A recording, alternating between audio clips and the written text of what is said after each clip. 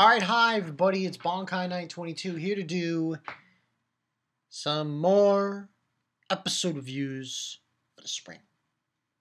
I was in a live stream. I mean, not a live stream, I was in a fucking good Skype.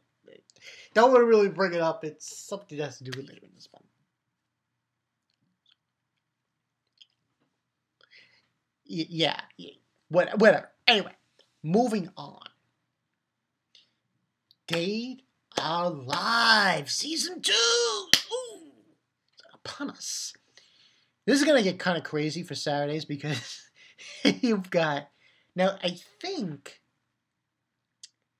if I'm looking at this correctly, Dead or Alive might come out before Saturdays. If it comes out before Saturdays, that might actually help me in a way. Because if it comes out before Saturdays, then I can do it on Friday instead. But you never know with these things.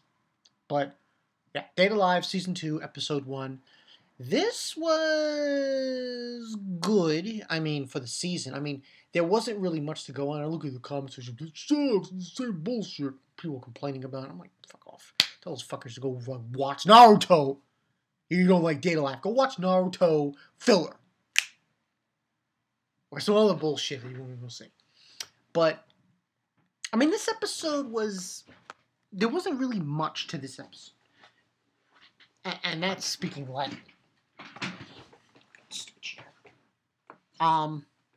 Because really, all that was contained in this episode was basically a slight reintroduction of the characters, which was Toka, Yoshino,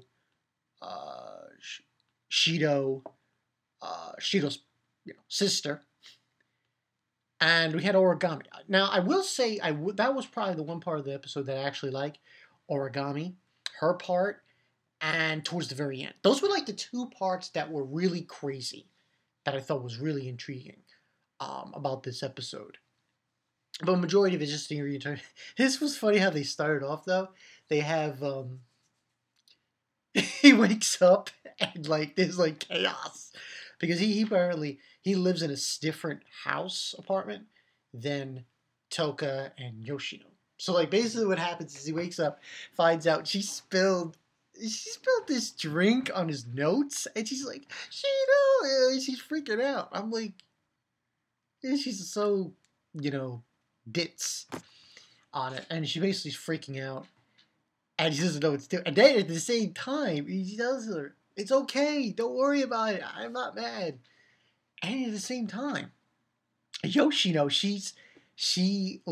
her rabbit, it falls in the water. And she's freezing the tub. And he's like, ah! He's going in there, and it's freezing cold water, and he's trying to get the rabbit out. And that's basically what happened. And basically, his sister's basically telling him, you got to keep an eye on this. Because if the spirits, if they get unhappy, shit goes down. It's like Earthquake City. But I mean, that was all that really, as far as, this episode was really focused on 3 points. It was focused on Origami to its point. And it was focused on Toka. But Toka, it wasn't really too focused on. It was just the whole bit with, she basically... They kept watching these dramas. I'm like, what the fuck? Don't watch the dramas. She keeps watching the dramas and she's going crazy. It was really crazy. She kept watching the dramas. And she kept seeing the husband of this drama show is leaving his wife, and it was just a bunch of craziness. She thought she was leaving her, and it basically what ends up happening in that regard. Her powers go really freaking crazy, and then Shido has to go in and then stop it. But I want to talk about specifically what happened with Origami. Because if you guys remember from last season, she went on a tirade at the end of the season 1, which, I kept kind of hated her on. But she basically got a 2-month suspension from that organization that attacks spirits. And we get introduced to 2 new characters in this episode. We get introduced, now the woman's name I don't recall from if they said her name. I'm just looking here right now. I think it's Ellen Mira Mathers. I could be wrong though. I could be wrong because this guy Westcott, he shows up and he bails Origami out instead of bails her out, from getting an even severe punishment. And basically, what occurs is Origami meets up with Shido, and they basically have this conversation about what happened, and she comes clean. She knows she still wants to kill that spirit that killed her family, but she knows that it's his little sister, and she wants to believe him. Yeah. And another thing is the other thing about Shido, which puts up a little question mark. Is he human? She brought it up because of the fact when she shot him, he survived that blast when she shot, strong shoot Toka. So, and he says, I know I'm human. And basically she says she's going to believe him, but there might be a chance where she might be ordered to kill him if he is a spirit. And that's basically that whole conversation was about. Then after that, it was just this overall round thing with Toka. She going crazy because and basically it comes forward ahead where she loses kind of her power. She loses control of her powers, her spirits powers, and she almost like causes a special quake again. And basically Shido just goes in there, takes care of business. He says, I'm not leaving, blah, blah, blah. And he kisses her, and it's fine. Then we basically have that. But then we have we have like a few extra scenes. A few extra scenes after that. We have Westcott. Now, Westcott, this guy is very mysterious, but I'm going to say it right now. He's after Toka. That is guaranteed. Guaranteed. This guy is after Toka. He called her Princess. The Time Princess, to be more precise. And the girl who was the woman's with him, she was a wizard, apparently. And, that just blew my freaking mind. And towards the end, we saw Karumi, our favorite psychotic spirit. I haven't seen her since she was being the man-eater. But yeah, we see her, and she brought up another interesting point. She said, the first spirit. I'm like, whoa. The first spirit who apparently created the other spirits? That she wants to kill it. And then after that, we have like one more scene in this episode where I believe it's the one that was with Westcott, that woman who's a witch, supposedly. And she's in the area with those mechs are, that they use to fight the spirits. And that's where she is. And that's where the episode ends. The preview shows, basically, they're going to go on a vacation, this field trip.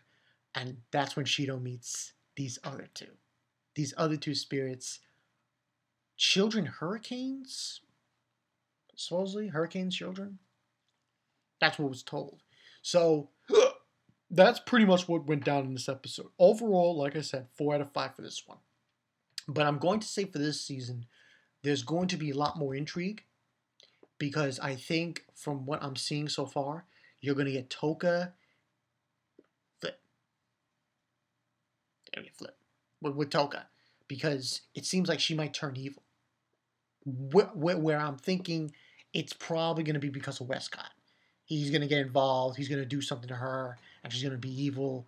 And because in the ending credits, you see Ishida with a sword. I'm like, oh, sword, really? Freaking boss. Yeah. And the opening and closing, the closing credits was pretty good. Opening was pretty good too as well. But there wasn't really any opening. It was really just a closing. But it was a good episode for this first episode. Hopefully we get some more interesting things happening, more action scenes happening. It's gonna be a while. I mean, some people don't like this show. Some people like it. Shiraz, yeah, I don't know anyone knows Shiraz. He likes this show. I mean, I think I'm gonna like this season more than last because at least in this season you got a definite villain. I mean, it's only in episode 1, and you could already guarantee well, not guarantee, but you could already pinpoint that Westcott is going to be the antagonist to a certain extent because he's after Toka. So you can wrap around that idea to a certain extent with it. I don't know how many spirits we're gonna get in this episode. I think this season is just gonna be 3. Those 2 children we saw, and there's this other one. Karumi, I have no idea what she's gonna be doing in this season. But we saw last season. You guys saw. I mean, she was Karumi. I mean, goddamn, she was gonna devour Shido. Like, come on. I'm a man eater. She's a man eater. She eats men. Stay away from her. Stay away from her. Bad news. But yeah, that's pretty much the story, people. Bankai Night 22. I'll catch you guys later. Nothing else on the bill except Captain Earth and Dragon Horror. And then, this has got One Piece, I guess. So, yeah, I'll probably upload this one of the other 2 episode reviews, Captain Earth or Dragon Horror. And, yeah, that's the story. I'm Bankai 922. I'll see you guys later. Fucking Karumi, man. Karumi. She's bad news. Karumi and Westcott now.